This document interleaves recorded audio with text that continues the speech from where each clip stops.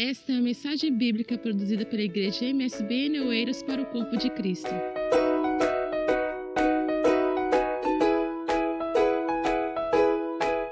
Glória a Deus. 1 Samuel, no capítulo 16 e no versículo 7. Uma palavra muito conhecida de todos. Porém, o Senhor disse a Samuel: não atentes para a sua aparência, nem para a altura da sua estatura, porque o tenho rejeitado. Porque o Senhor não o vê como vê o homem. O homem vê o que está diante dos olhos. Porém, o Senhor, Ele olha para o coração. Amém? Quantos creem nessa palavra? Amém. Todos conheciam já, certamente, não é? Muito conhecido. E eu queria hoje falar com vocês sobre ver o melhor das pessoas. Ver o melhor que as pessoas têm, não é? E lidar com pessoas é uma coisa tão desafiante, não é? O nosso relacionamento com o próximo é um grande desafio para nós como cristãos. Não só na igreja, porque também na igreja muitas vezes não é fácil de lidar com o próximo, ou há aqui alguém iludido que as pessoas na igreja são todas perfeitas? Não há ninguém iludido aqui nesse sentido, não é? Por isso é que nós estamos aqui. Se nós fôssemos perfeitos, nem precisávamos estar aqui. Nós já estávamos com o Senhor Jesus, não é?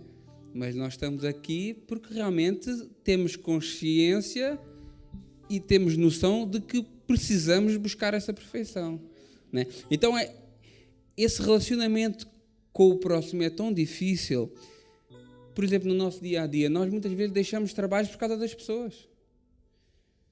Quem aqui já deixou um trabalho por causa de alguém? Acho que alguém já fez isso, né? Todos nós, né? Poucas mãos levantaram-se, mas na realidade muitos de nós já, mesmo aqueles que não levantaram, eu creio que houve aí pessoas que já aconteceu isso, sair de um trabalho por causa de alguém que não gostava, por causa de alguém que não conseguiu interagir, não conseguiu encaixar ali, né? Ou às vezes pessoas que até, isso acontece connosco, deixa de frequentar uma loja ou não vai a um determinado estabelecimento comercial, porquê? Porque não gosta da pessoa que lá está a servir. Já aconteceu com algum de vocês? Claro. A gente vai a um sítio, é maltratado, ou a pessoa não é tão simpática, ou a gente sente que nos estão a tentar enganar e deixamos lá ir. Porquê? Por causa da pessoa que lá está. Às vezes a loja ou a marca nem tem culpa, mas a pessoa que lá está, por causa de eu não me ter conseguido relacionar com ela, eu simplesmente não vou lá. O produto até é bom, até pode ser o melhor produto, mas como eu não me consigo relacionar com aquelas pessoas daquela loja, por determinado motivo, eu nem sequer vou lá. Ou então, talvez alguns de nós, eu sei que ninguém vai levantar o braço por isso, né? Talvez alguns de nós até já saiu de alguma igreja por causa de alguma pessoa, não é? Ou talvez até já pensou em sair da igreja por causa de fulano tal e fulano Y. Já. Todos nós, eu acho que nos passou, podemos até não ter saído, mas já nos passou pela cabeça. Eu vou sair daquela igreja porque aquela pessoa, aquela malta ali, é os grupinhos, é isso, é aquilo. Isso acontece. Às vezes vêm esses pensamentos à nossa cabeça. Eu quero mudar, eu vou para o outro lado. Quer dizer, só se inventarem uma igreja de robôs. Senão, quando forem para o outro lado, vai acontecer a mesma coisa. Porquê? Porque as pessoas são difíceis de nos relacionar. Mas é algo tão importante e que Deus nos deseja tanto aperfeiçoar nesse sentido, né? Que Ele muitas vezes põe essas pessoas muito difíceis à nossa frente, precisamente para nós treinarmos isso, né? Já pensaram que às vezes é um treino? Deus coloca aquela pessoa difícil ali, aquele chefe chato, aquele irmão chato, para nós irmos crescendo, para nós irmos trabalhando essa nossa dificuldade em aceitar as diferenças do próximo, né? E isso é tão importante, esses relacionamentos com o próximo, E a maneira que nós olhamos para o nosso próximo é tão importante que Jesus Cristo, em Mateus 22, ele diz assim, olha, na realidade Jesus Cristo estava a ser questionado ali por vários assuntos, né? Porque os doutores da lei, os mestres da lei, tinham a mania de fazer isso, tentar Jesus Cristo, vamos cá fazer umas perguntas para ver se ele é capaz de responder. E uma das perguntas foi precisamente essa, mestre, qual é o grande mandamento da lei? E Jesus Cristo disse, quer dizer, isso para os judeus era muito vago, porque a lei para os judeus não era só os 10 mandamentos como nós conhecíamos, né? A Torá, ou o Pentateuco, como queiram chamar, ou os 5 primeiros livros da Bíblia, eles tinham 613 leis diferentes. Então aquela malta que perguntou isso a Jesus Cristo eram pessoas que sabiam da lei, conheciam, de trás para frente, de frente para trás, o que é que dizia, o que é que estava escrito. Eles fizeram essa pergunta e disseram assim, olha, qual é o grande mandamento da lei? E Jesus disse-lhe, olha, amarás o Senhor teu Deus de todo o teu coração, de toda a tua alma e de todo o teu pensamento. Esse é o primeiro grande mandamento. E o segundo, não menos importante, porque ele diz assim, e o segundo semelhante a este, ou seja, tu amas a Deus, esse é o mais importante, que é o primeiro, então tu não precisas, não, ele foi bem claro em dizer, semelhante a esse, ou seja, no mesmo patamar de importância, ele diz assim, amarás o teu próximo como a ti mesmo. E como ele sabia que estava a falar para pessoas entendidas da lei, ele disse assim, olha, e nesses 2 mandamentos dependem todos os outros 611. Todos os outros dependem desses. Porque se tu não praticares esses, todos os outros são em vão.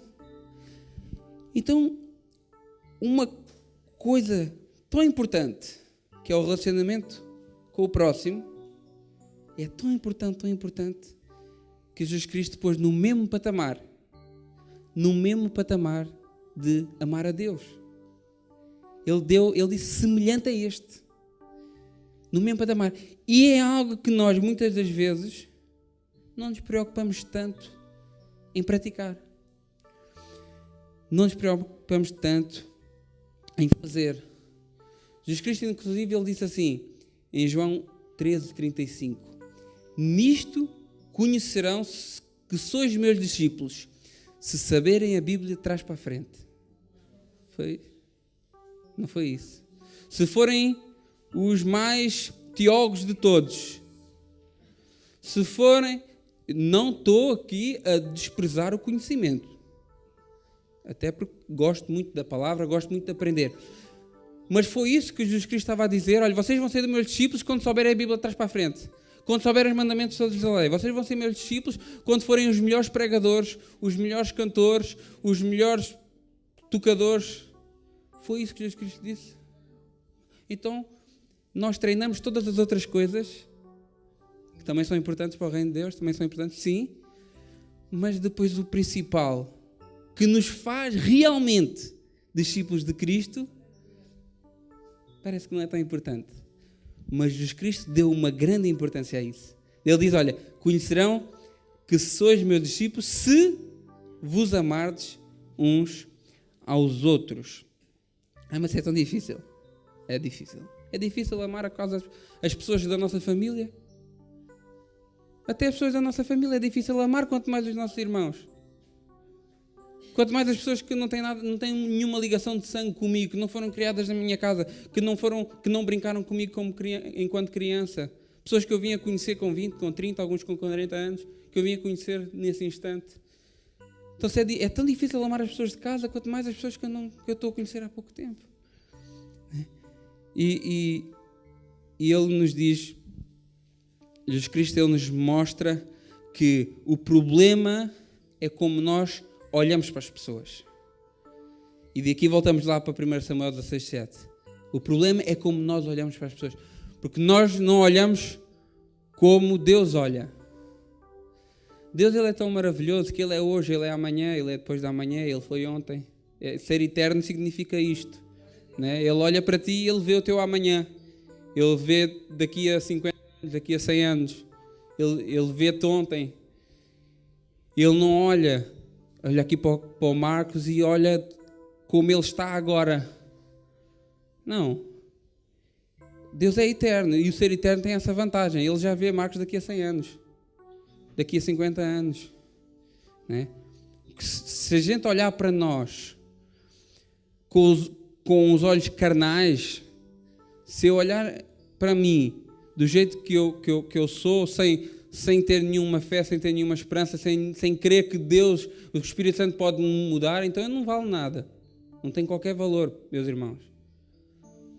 Agora, se nós olharmos para as pessoas com uma visão espiritual, a mesma visão que Jesus Cristo olha para ti, que tu podes não ter qualquer valor, mas para Ele tens muito valor. Tu podes achar que não vales nada, mas para Ele vales muito. Tanto vales muito que Ele morreu por ti. E se Ele olhasse para nós da maneira que nós olhamos uns para os outros, Ele não tinha vindo sofrer tanto que Ele sofreu a nosso favor. Então, o que nos falta aqui é nós olharmos para a pessoa da maneira certa. Muitas vezes excluímos as pessoas só porque aquela primeira impressão não foi boa, né? Até dizemos assim, nunca fui com a cara dele desde o início. Aquele ali, ele nunca me enganou. Eu já disse isso, irmãos, eu já disse isso, está bem? Eu digo essas coisas porque eu fiz, né? Nós vivemos isso e às vezes fazemos isso. Aquele nunca me enganou. Nunca fui com a cara dele. Desde o princípio, não sei porquê, qualquer coisa ali que... Realmente, a primeira impressão é algo importante. Até porque nós só temos uma oportunidade na vida para causar uma primeira boa impressão. Né? Entenderam? Só temos uma oportunidade na vida para causar uma primeira boa impressão. Porque mesmo que tu não causares a primeira, quiseres causar a segunda, já não vai ser a primeira. Né? E isso é uma coisa que isso é tão importante, isso é uma coisa importante. Apesar da gente não dever olhar para a pessoa como ela está agora, é importante uma primeira boa impressão. Olha, é importante no trabalho, por exemplo. Quando a gente vai fazer uma entrevista de emprego, vamos de qualquer maneira? Não. Vestimos uma boa roupa, fazemos a barba e tal, vamos bonitinhos. Porquê? Porque queremos causar uma boa impressão. Aquela primeira boa impressão. E até alguns testes que a gente faz quando as pessoas vão fazer entrevistas de emprego. Alguns testes que a gente faz para ver, para tentar descobrir na pessoa. Deixa eu ver se eu descubro aqui algum podre na pessoa, né? Por exemplo, eu quando fiz... Eu às vezes tenho um truque. Nós temos uma chave, estamos a conversar, temos uma chave, mandamos a chave para o chão de propósito. Só para ver qual é a reação da pessoa. E já me fizeram isso a mim. E eu faço, e a gente vê. Se a pessoa baixar rápido, se a pessoa olhar e não fizer caso. Eu, por acaso, quando fizeram, quase que eu não deixei ela cair no chão. Por acaso, é verdade, eu nem sabia que era teste. E foi verdade. Por exemplo, se a pessoa chega para uma entrevista e está à espera sentada, nem começou a trabalhar, já está cansada. Coitado. Né? Há coisas que a gente vai... Se a pessoa fuma, se a pessoa já vem perguntando o salário... Há certas coisas que a gente até costuma perguntar, olha, quanto é que achas que deves ganhar? Nós fazemos essa pergunta na empresa, quanto é que achas que vale o teu trabalho? Para podermos ter uma ideia, para podermos tentar perceber como é que é aquela pessoa, aquela primeira impressão, que isso depois pode ter muita influência se ela vai conseguir o trabalho ou não. Então a primeira impressão é importante. A Bíblia também nos mostra algumas situações em que a primeira impressão que ela passa para nós, de alguns personagens, é aquilo que eles eram realmente. Por exemplo, a primeira vez que fala do Espírito Santo, Gênesis 1:2, diz assim: e a terra era sem forma e vazia, e havia trevas sobre a face do abismo, e o Espírito de Deus estava parado sobre as águas.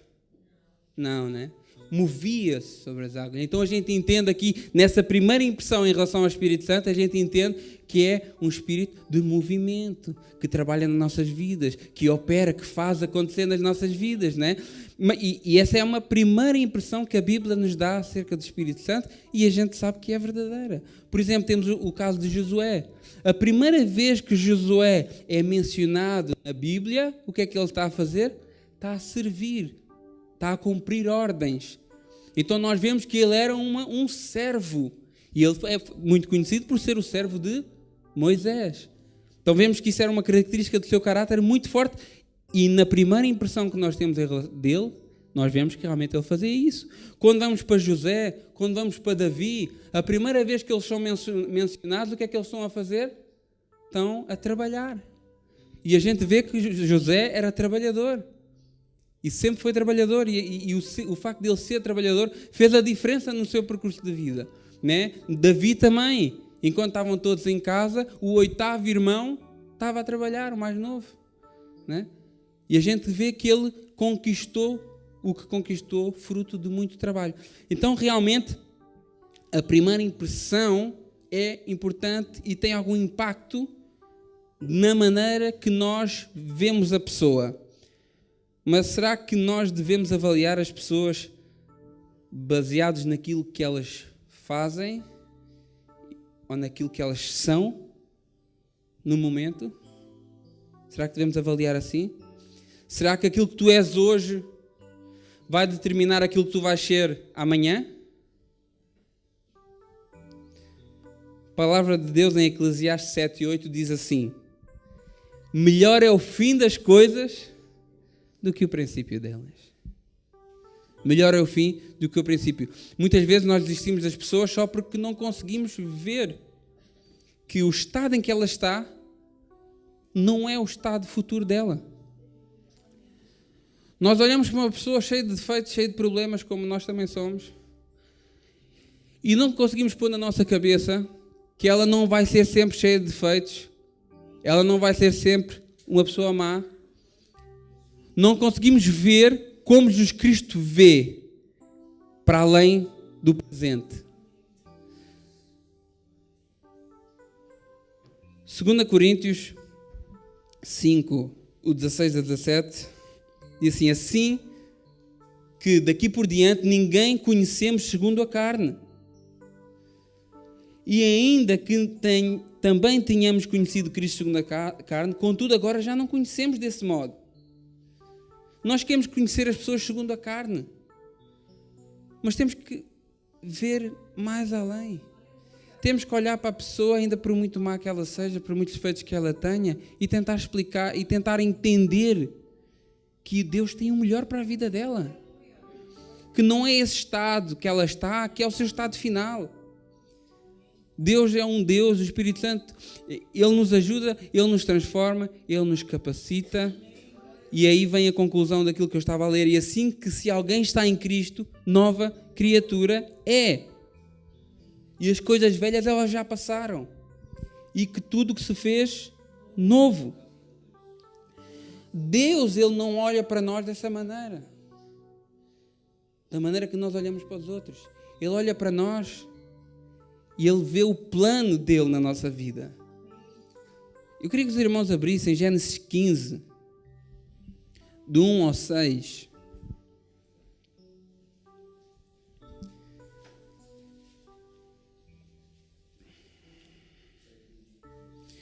E a palavra do Senhor diz o seguinte: olha, depois dessas coisas veio a palavra do Senhor a Abrão em visão, dizendo: não temas, Abrão, eu sou o teu escudo, o teu grandíssimo galardão.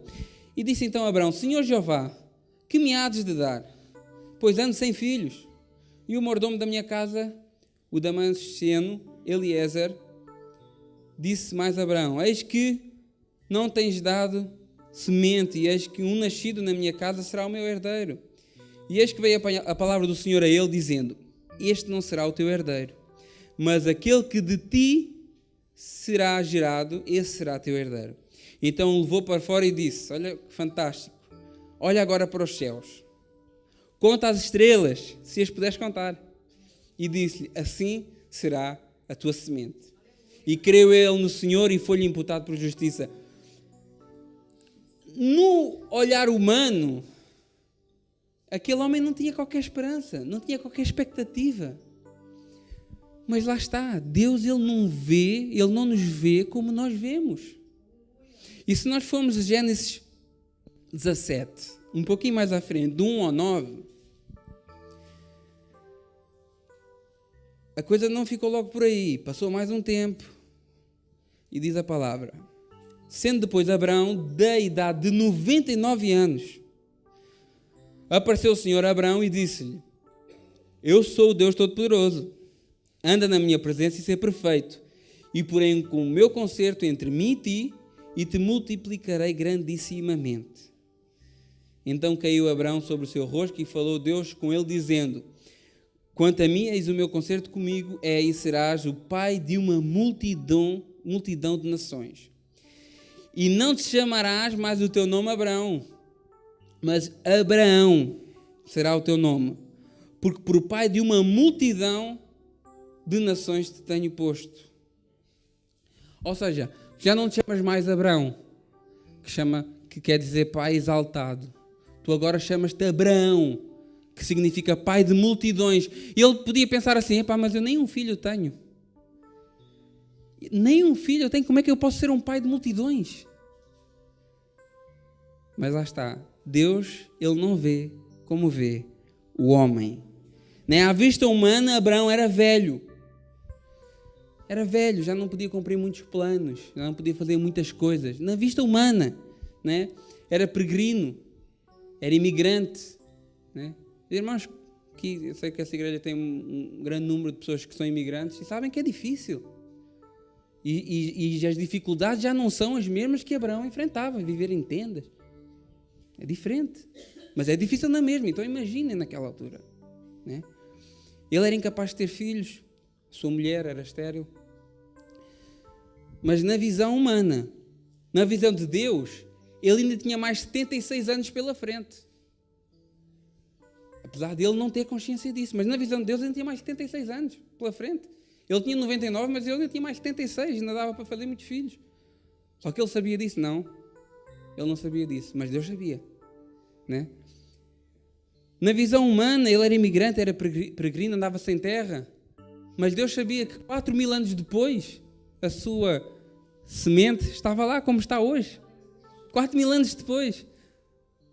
Tranquilo. Não há stress para Deus, porque Ele sabe amanhã, Ele sabe hoje, Ele sabe ontem. Né? Então ele 4.000 anos depois, ele sabia, não, a tua descendência vai estar ali como uma das nações mais evoluídas do mundo. Do mundo. Né? Deus não o via mais como o pai exaltado, Deus o via como o pai de multidões, ainda que ele não fosse pai de ninguém ainda. Romanos 4, do 17 ao 21, fala disso. Como está escrito, falando de Abraão: por pai de muitas nações te constituí, perante aquele no qual creu, a saber, Deus, o qual vivifica os mortos. E o interessante é, chama as coisas que não são como se já fossem. Amém? Talvez a gente tenha que viver mais essa palavra, né? Viver mais essa palavra. Às vezes a gente olha para alguém, ou para nós mesmos, e com os nossos olhos carnais nós não conseguimos ver nada. Nós não conseguimos ver os nossos objetivos cumpridos, nós não conseguimos ver bondade nenhuma naquela pessoa, mas os olhos de Deus vão além disto. Os olhos de Deus vão além disto. Jesus Cristo ele fez a mesma coisa. Mateus 4, o 18 e 19 diz assim: e Jesus, andando junto ao mar da Galileia, viu 2 irmãos, Simão, chamado Pedro, e André, os quais lançavam redes no mar, porque eram pescadores. E disse-lhe: vinde após mim, e eu vos farei pescadores de homens. Eles já eram pescadores de homens? Não eram. Mas Jesus Cristo já disse: vocês vão ser pescadores de homens. Porquê? Porque ele já via mais além. Pedro tinha defeitos, sim.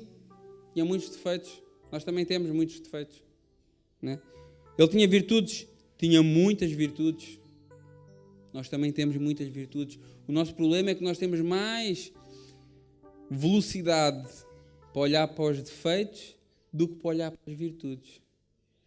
Quando nós olhamos para alguém, nós vamos procurar já saber o que é que ele está a fazer errado. Nós somos falhos, irmãos. Eu faço isso também.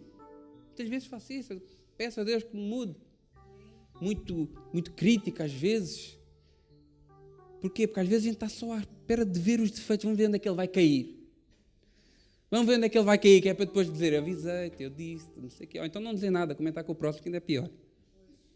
Vamos ver, vamos observar.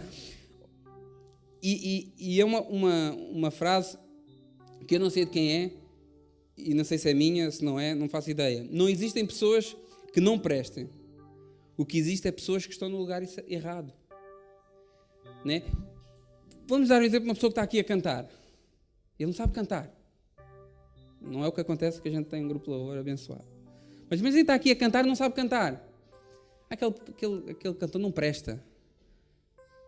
Aquela pessoa não presta. Não é que ela não presta, não é para aquilo. Não é que ela não presta, está no sítio errado.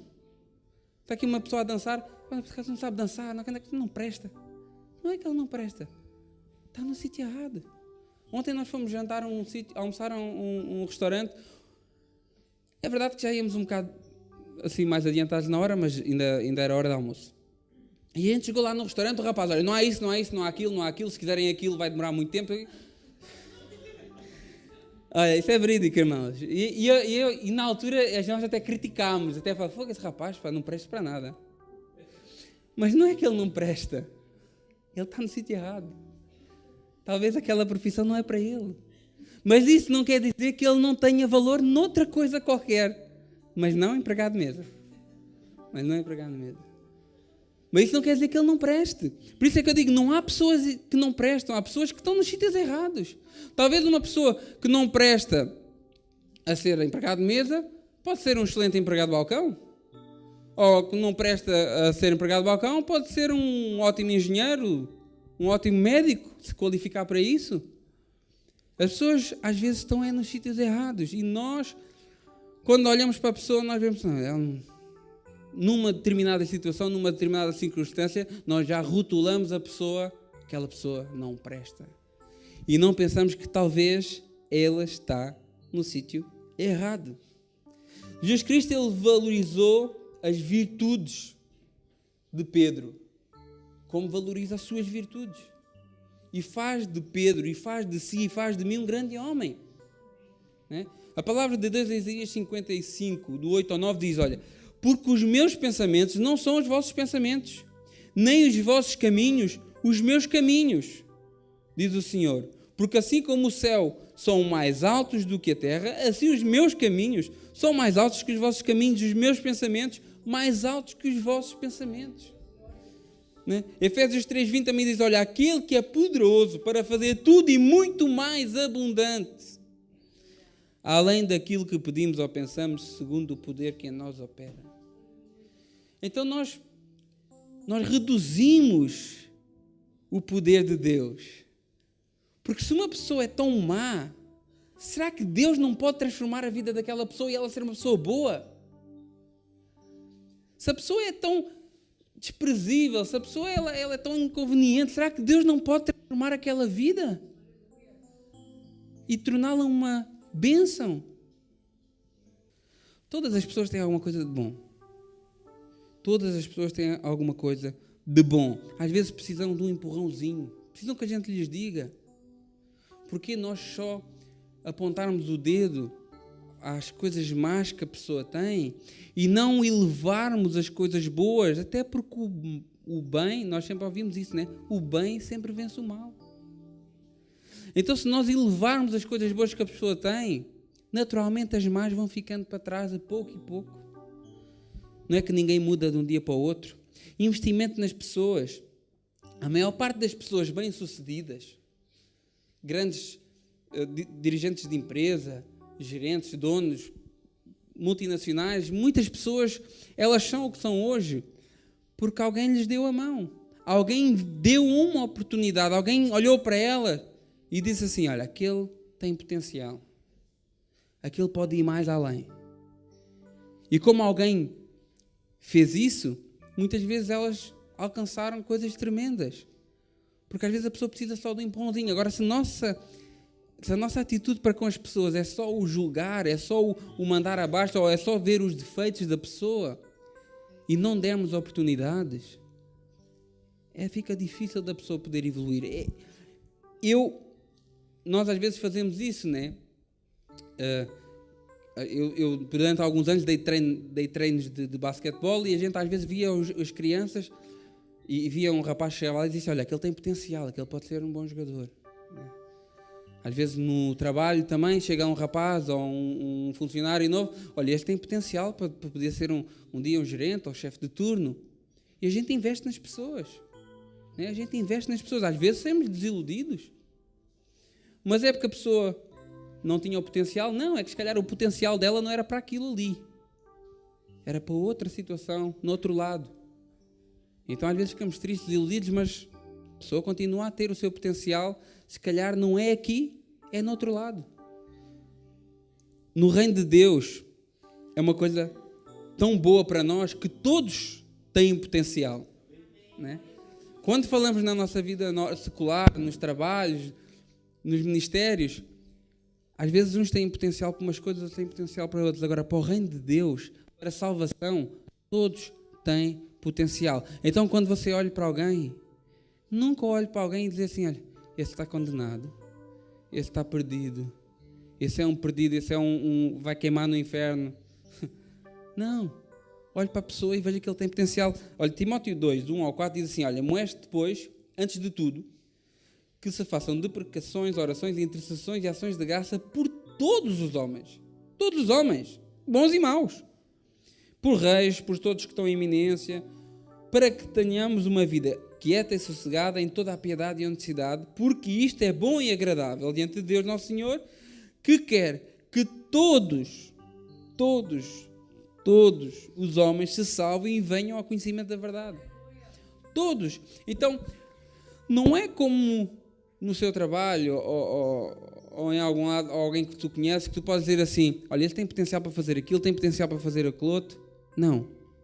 Para a salvação, para ser transformado pelo Espírito Santo, para ser mudado, regenerado, todos têm potencial.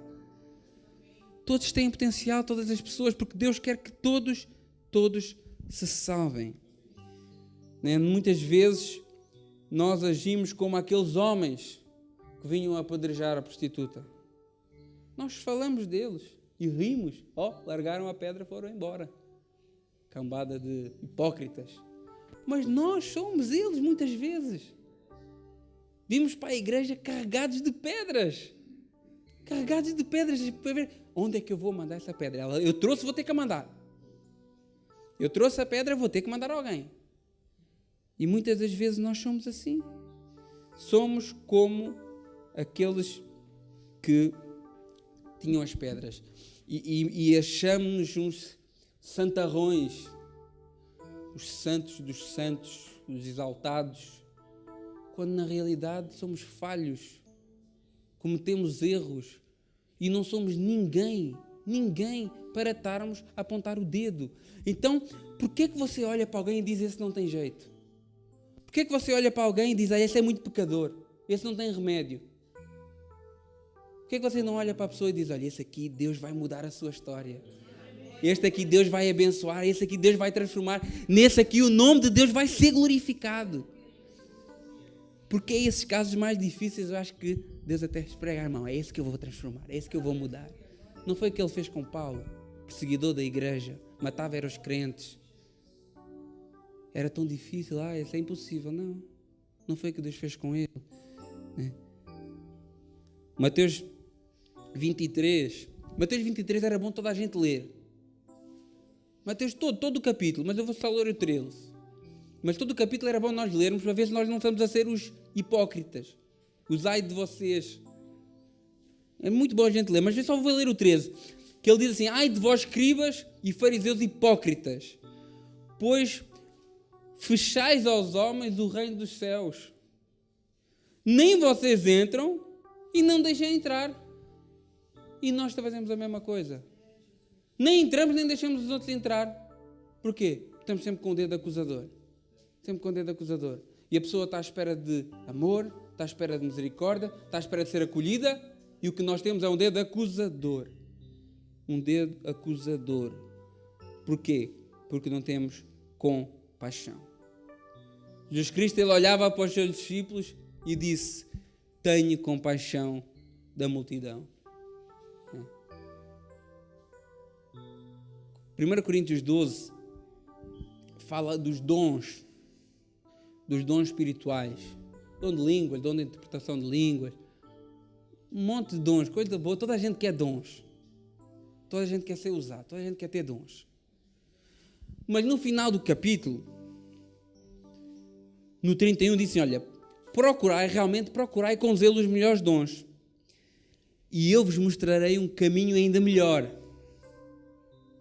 É bom ter os dons. Vou pôr aqui outras palavras. É bom ter os dons. É bom procurar os dons. É bom estudar a palavra. É bom ser usado. É bom vir aqui pregar. É bom cantar. É bom. Tudo que a gente possa fazer no reino de Deus é bom. Agora, há uma coisa que ainda é melhor. Aí ele passa para o capítulo 13. 1 Coríntios 13. Eu vou ler tudo. Também já vou finalizar. Ainda que eu falasse a língua dos homens e dos anjos e não tivesse amor, seria como um metal que soa ou como o sino que tine. Ainda que eu tivesse o dom da profecia, conhecesse todos os mistérios e toda a ciência, ainda que eu tivesse toda a fé, de tal maneira que transportasse os montes e não tivesse amor, nada seria. Ainda que distribuísse toda a minha fortuna, todo o meu sustento aos pobres, ainda que eu entregasse o meu corpo para ser queimado e não tivesse amor, nada disso se aproveitaria. Irmãos, se nós não começarmos a olhar para as pessoas com um olhar de compaixão, com um olhar de amor, com um olhar de que eu vejo a pessoa e vejo o melhor dela. Eu não vejo o pior dela, eu vejo o melhor dela. Enquanto nós não começarmos a olhar assim, não vale a pena sequer virem para cá. Que não é por virem aqui que vão para o céu ou que vão estar com Jesus Cristo. Não vale a pena nem vir para aqui. Enquanto a gente não começar a amar a próximo, olhar para a pessoa e tentar ver o melhor dela, tentar adquirir, tentar explorar, tentar sobressair o melhor da pessoa. Enquanto a gente não conseguir fazer isso, nem vale a pena virmos cá. Não seja um julgador. Não seja um julgador. Seja um abençoador. Amém? Vamos ficar de pé? Aleluia.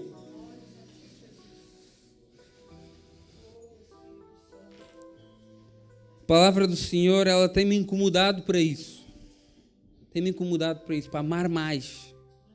Amar mais as pessoas, preocupar mais com as pessoas.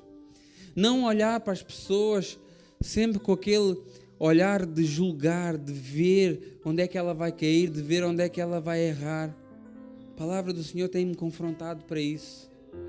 Olhar para as pessoas como Deus olha para nós.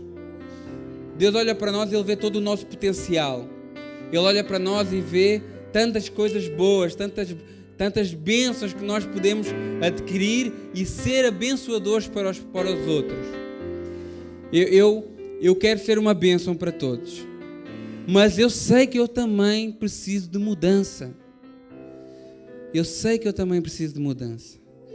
Então nessa noite, aqueles que a palavra tocou ao coração, aqueles que acham que precisam de um compromisso mais sério com o amor, com a palavra amor, com a palavra compaixão.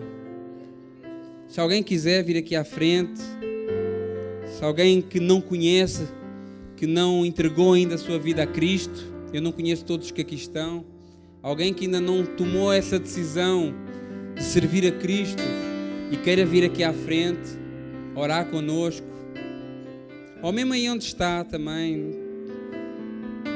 é igual. O Espírito Santo está aqui no altar, o Espírito Santo está aí no vosso meio, o Espírito Santo se move aqui connosco de uma maneira maravilhosa, de uma maneira tremenda, de uma maneira palpável.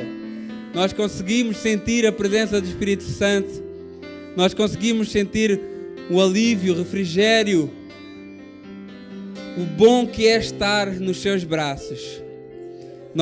Sozinhos nós não somos capazes. Sozinhos nós não somos capazes. Nós sabemos que a nossa caminhada cristã, ela tem dificuldades, ela faz-nos passar por situações difíceis. Mas nós sempre passamos por situações difíceis.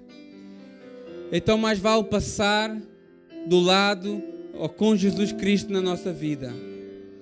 Que a gente possa nessa noite fazer esse compromisso. Que a gente possa fazer esse compromisso esta noite com Deus. Olha, eu vou começar a olhar para o próximo, vendo todo o potencial que ele tem. Eu vou começar a amar o próximo. Eu vou começar a vir para a igreja, vou deixar as minhas pedras em casa. Vou deixar as minhas pedras em casa porque eu quero ir para a igreja para adorar ao Senhor. Eu quero ir para a igreja para bendizer o seu nome. Eu quero ir para a igreja para ser transformado pela sua palavra. Eu quero ir para a igreja porque eu sinto a necessidade de chegar cada vez mais perto do meu Deus. É por isso que eu venho para a igreja. Então que o Espírito Santo nos possa, em nome de Jesus, nos possa mudar, nos possa transformar, nos possa abençoar a cada dia. Eu pedi à irmã Ana Luísa para orar aqui com essa nossa irmã. Vamos orar ao Senhor, que eu creio que Ele já fez muitas coisas hoje aqui. Talvez a gente possa não ver, porque Deus, Ele trabalha no nosso coração, e o nosso coração Ele não está exposto, Ele não está visível para todos verem. Eu creio que Ele fez um grande milagre aqui hoje Ele já libertou vidas aqui hoje. E creio que Ele vai continuar a fazer, em nome de Jesus. Senhor, meu Deus e meu Pai, obrigado, ó Deus, Pai, por tudo o que tens feito aqui na nossa vida. Pai, eu entrego a Ti, Senhor, todo o meu ser, eu entrego a Ti, Senhor, todas as minhas dificuldades. Pai, eu entrego a Ti, Pai, todas as minhas aflições, ó Senhor. Senhor, eu tenho noção, ó Pai, que sem Ti eu não sou nada.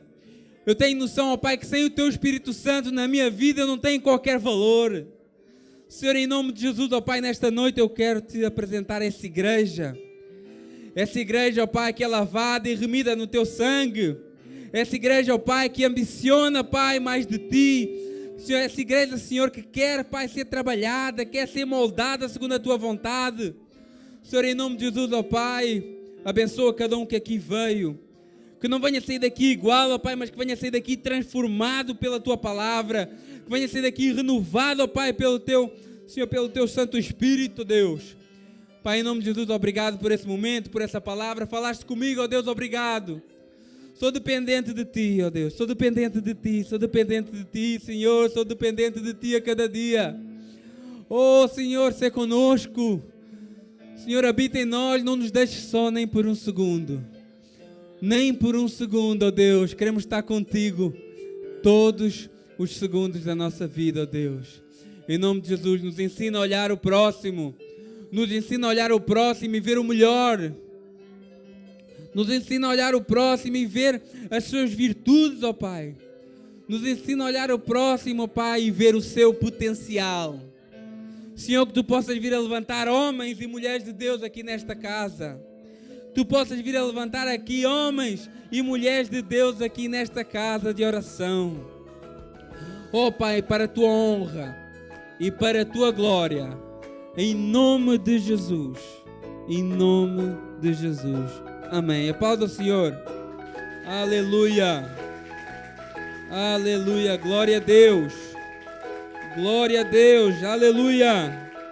Esta foi mais uma mensagem bíblica produzida pela Igreja MSBN ao Corpo de Cristo.